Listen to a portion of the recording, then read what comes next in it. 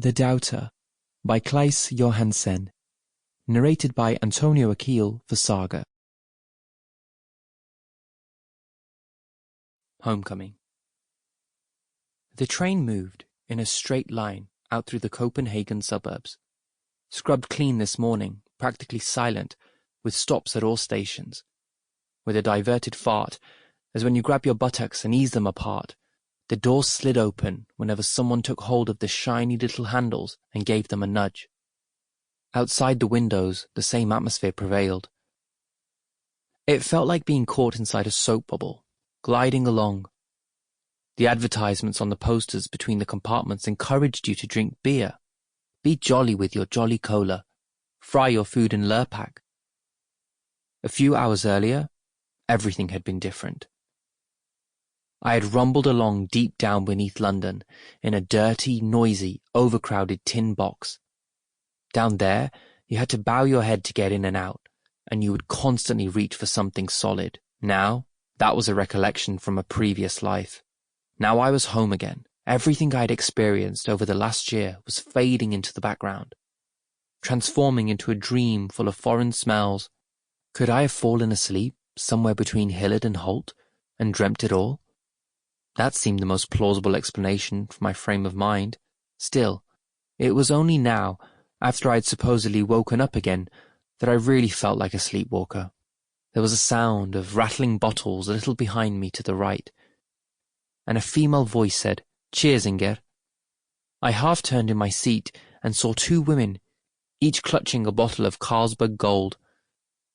One of them looked to be in her early 20s, the other in her mid-40s. I gathered from their conversation that they were mother and daughter-in-law. They each took a swig and dried their lips and exhaled. Ah! A couple of seats from them sat a man of around 30, dressed in a heavy buttoned-up overcoat. He was shorter than me, with newly washed hair and a beard. I thought he looked like one of the staff members at a school where I'd once worked as a supply teacher, but it wasn't the same man. This one stared hard at the two women.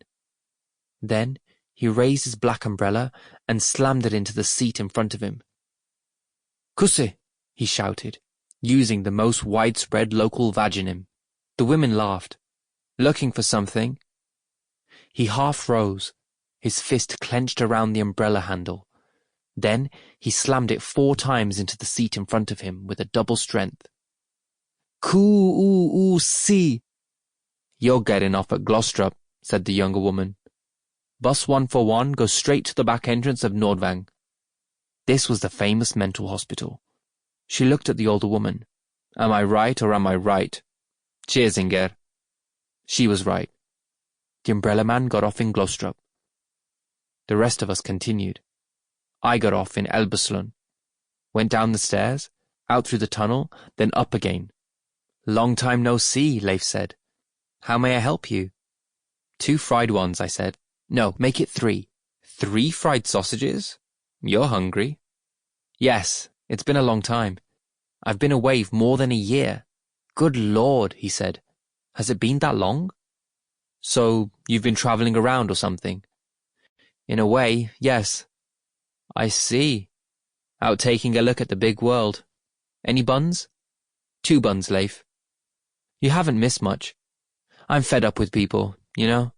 They come here, and all they do is moan. If it isn't the weather, it's something else.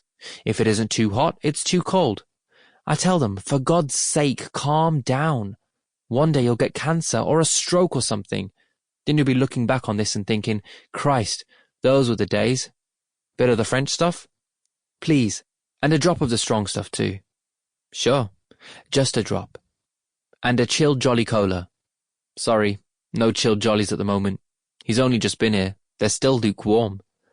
"Then give me a lukewarm one." I received my 3 toasted sausages and the rolls. I washed them down with jolly cola. It all tasted like dust in my throat. Everything felt unreal. "Jolly," I whispered. "What?" "Nothing." I put my bottle back on the counter and looked to the right, out through the plexiglass window. The street streamed towards me like a river, with the railway on one side and the long yellow prison wall on the other. It slipped under the tall bridge, made a sharp Sample complete. Ready to continue?